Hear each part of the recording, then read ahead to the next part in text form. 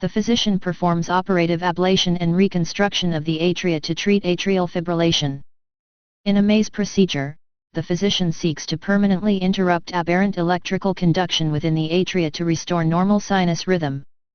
Limited operative ablation and reconstruction includes surgical isolation of triggers of supraventricular dysrhythmias by operative ablation that isolates the pulmonary veins or other anatomically defined triggers in the left or right atrium.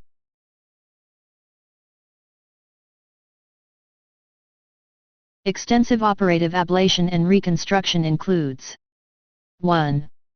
The services included in limited. 2. Additional ablation of atrial tissue to eliminate sustained supraventricular dysrhythmias. This must include operative ablation that involves either the right atrium, the atrial septum, or left atrium in continuity with the atrioventricular annulus.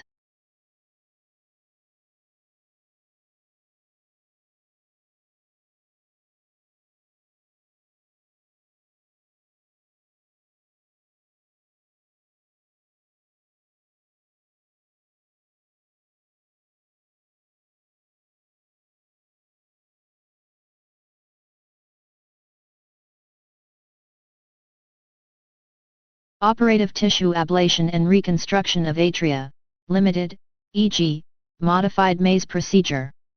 Extensive, e.g., maze procedure, without cardiopulmonary bypass. Extensive, e.g., maze procedure, with cardiopulmonary bypass. The physician performs a midline sternotomy, incising the skin, fascia, muscles, and sternum. The pericardium is incised.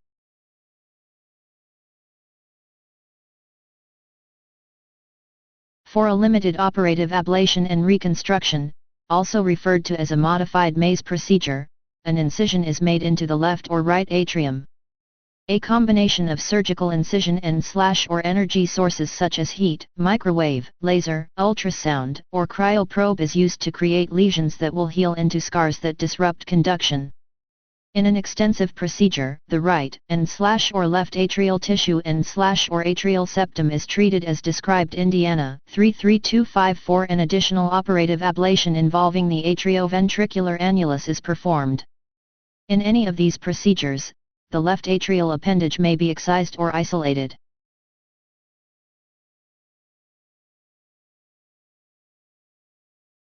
Lines are placed for cardiopulmonary bypass.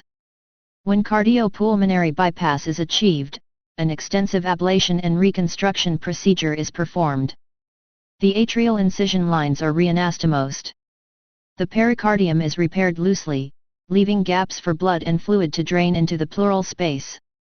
The sternum is reanastomosed with sternal wires and the skin is sutured in layers.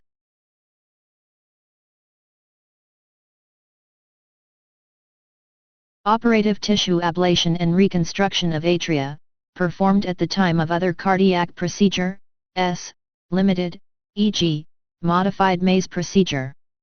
Extensive, e.g., maze procedure, without cardiopulmonary bypass. Extensive, e.g., maze procedure, with cardiopulmonary bypass.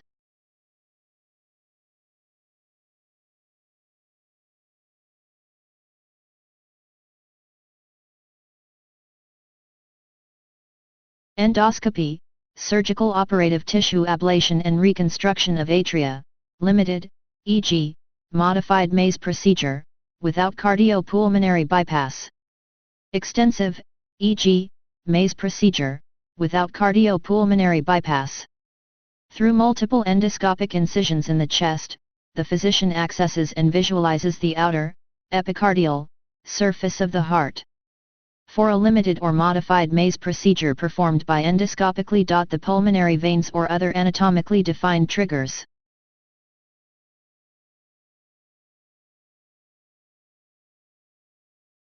are isolated in the left or right atrium, and a heat, microwave, laser, ultrasound, or cryoprobe is used to create lesions from the outside of the left atrium that will heal into scars that disrupt conduction. In 33,266, the right and/or left atrial tissue and/or atrial septum is treated as described. Indiana 33265. An additional operative ablation involving the atrioventricular annulus is performed.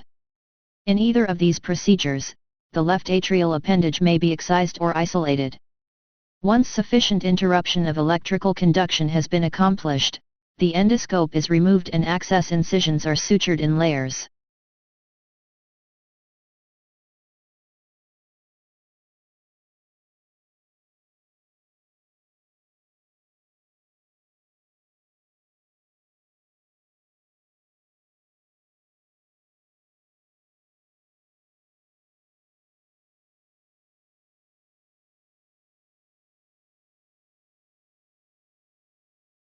Operative ablation of supraventricular arrhythmogenic focus or pathway, e.g., Wolff-Parkinson-White, atrioventricular node reentry, tract, S, and/or focus, foci, without cardiopulmonary bypass.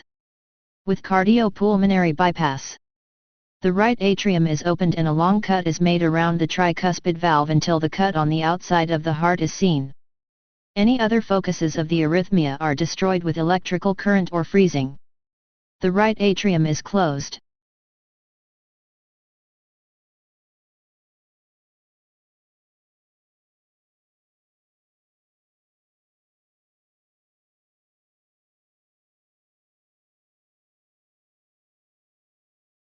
Operative ablation of ventricular arrhythmogenic focus with cardiopulmonary bypass.